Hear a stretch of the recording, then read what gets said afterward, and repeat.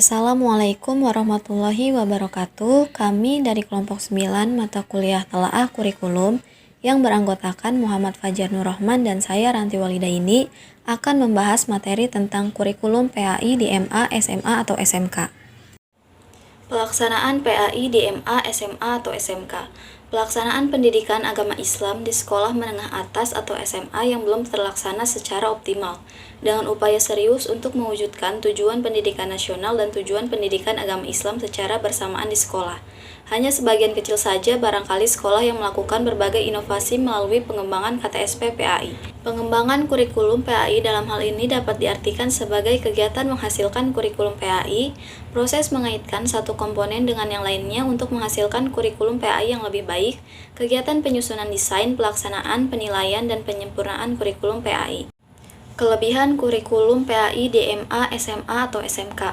Yang pertama, telah memenuhi kebutuhan kurikulum untuk tingkat ibtidaiyah, sanawiyah, dan aliyah, baik program IPA, IPS, bahasa, dan agama. Dengan demikian, kurikulum tersebut dapat dikatakan sudah lengkap dan digunakan sebagai acuan dalam menyusun silabus berbasis KTSP pada madrasah ibtidaiyah, sanawiyah, dan aliyah. Yang kedua, standar kompetensi lulusan untuk seluruh mata pelajaran PAI. Untuk madrasah sebagai sekolah umum yang berciri khas keislaman, yakni mata pelajarannya yaitu Al-Quran Hadis, Akidah Akhlak, Fikih, Sejarah Kebudayaan Islam, dan Bahasa Arab. Sedangkan madrasah aliyah, program keagamaannya yaitu Akhlak, Sejarah Kebudayaan Islam, Arab, tafsir, hadis, fikih, dan ilmu kalam yang sudah dirumuskan dengan cara sistematis berkaitan sesuai dengan tingkatannya. Yang ketiga, terdapat perbedaan standar kompetensi yang clear-cut dan jelas untuk tingkat atau jenjang pendidikan, yakni ibtidaiyah, sanawiyah, dan aliyah, yakni bahwa lingkup dan tingkat kesulitan mata pelajaran mengalami perbedaan sesuai dengan tingkat dan jenjang tersebut.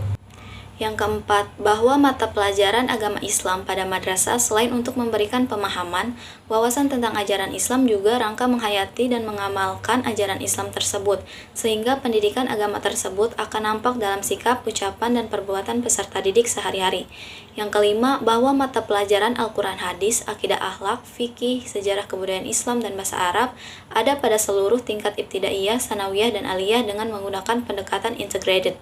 Sedangkan madrasah aliyah, program keagamaannya terdiri dari mata pelajaran akhlak, sejarah kebudayaan Islam, bahasa Arab, tafsir, hadis, fikih, dan ilmu kalam. Dengan pendekatan separated, diberikan per bidang studi atau per mata kuliah. Yang keenam, ada madrasah program keagamaan. Selain tujuannya untuk membentuk manusia yang menguasai pengetahuan, teknologi, dan keterampilan yang religius, atau berjiwa dan berkarakter agama serta berakhlak mulia, sebagaimana pada madrasah umum berciri khas agama. Juga untuk seorang ahli ilmu agama Islam yang kelak dapat memasuki fakultas-fakultas agama perguruan tinggi agama seperti STAIN, IAIN, dan UIN. Kekurangan kurikulum PAI di MA, SMA, atau SMK. Yang pertama, belum memuat tentang prinsip-prinsip pengembangan kurikulum satuan pendidikan, yaitu 1. Berpusat pada potensi, perkembangan, kebutuhan, kepentingan peserta didik dan lingkungannya. Yang kedua, beragam dan terpadu. Yang ketiga, tanggap perkembangan ilmu, pengetahuan, teknologi, dan seni. Yang keempat, relevan dengan kebutuhan hidup. Yang kelima, menyeluruh dan berkesinambungan. Yang keenam, belajar sepanjang hayat. Dan yang ketujuh, seimbang kepentingan nasional dan kepentingan daerah. Nah, yang kedua itu ada belum mencantumkan tentang acuan operasional penyusunan kurikulum tingkat satuan pendidikan, yaitu yang pertama, peningkatan iman, takwa, dan akhlak. Yang kedua, peningkatan potensi, kecerdasan, dan minat sesuai dengan tingkat perkembangan kemampuan peserta didik. Yang ketiga, keragaman potensi dan karakteristik daerah dan lingkungan. Yang keempat, tuntutan pembangunan daerah dan nasional. Dan yang kelima itu ada tuntutan dunia kerja. Yang ketiga, telah terjadi pergeseran dalam penggunaan konsep kurikulum dari yang menggunakan pendekatan subject matter kepada pendekatan yang berbasis sistem dan yang berbasis pada peserta didik. Pada pasal 1 ayat 19 Undang-Undang Nomor 20 Tahun 2003 tentang kurikulum dinyatakan sebagai rencana pengajaran yang memuat tentang tujuan isi, cara atau metode pembelajaran. Yang keempat, kurikulum tersebut belum sepenuhnya mengemban misi pendidikan Islam, yaitu yang pertama, menjaga akidah peserta didik, yang kedua, menjaga dan memelihara nilai-nilai ajaran sebagaimana terkandung dalam Al-Quran dan Al-Sunnah, yang ketiga, menyatukan kesatuan iman dan amal dalam kehidupan, yang keempat, membentuk kesalehan individual dan kesalehan sosial, yang kelima, landasan moral dan etika dalam pembangunan iptek dan budaya serta aspek lainnya, dan yang keenam, mengandung entitas-entitas yang bersifat rasional dan suprarasional. Yang kelima, ada pendidikan agama Islam belum sepenuhnya dapat mencegah timbulnya tanda zaman yang dapat membawa pada kehancuran, yaitu yang pertama, meningkatnya kekerasan di kalangan remaja, yang kedua, penggunaan bahasa dan kata-kata yang memburuk, yang ketiga, pengaruh yang kuat dalam kekerasan, yang keempat, meningkatnya perilaku merusak diri, penyalahgunaan narkoba, alkohol, dan seks bebas, dan yang terakhir itu ada semakin kaburnya pedoman moral baik buruk.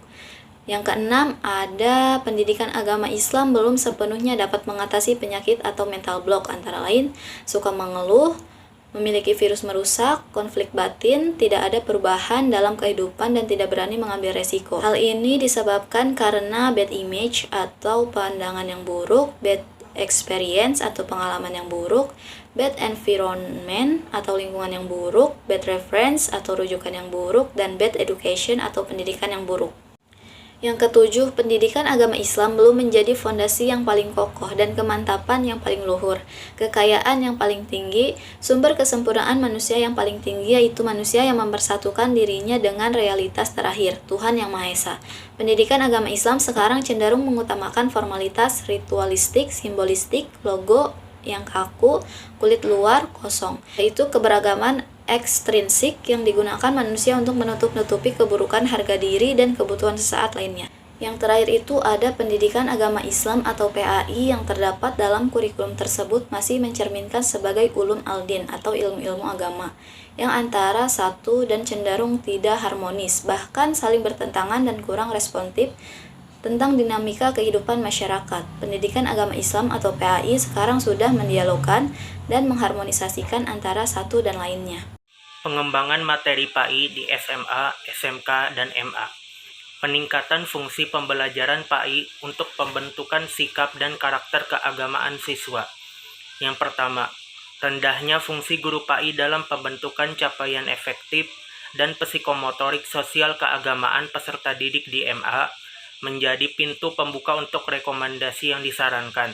Yang kedua, ketika proses kegiatan pengajaran dan perilaku pedagogik guru PAI cukup berperan dalam pembentukan watak keagamaan peserta didik, hal itu nampaknya terlalu distrukturalisasi dalam bingkai relasi formal.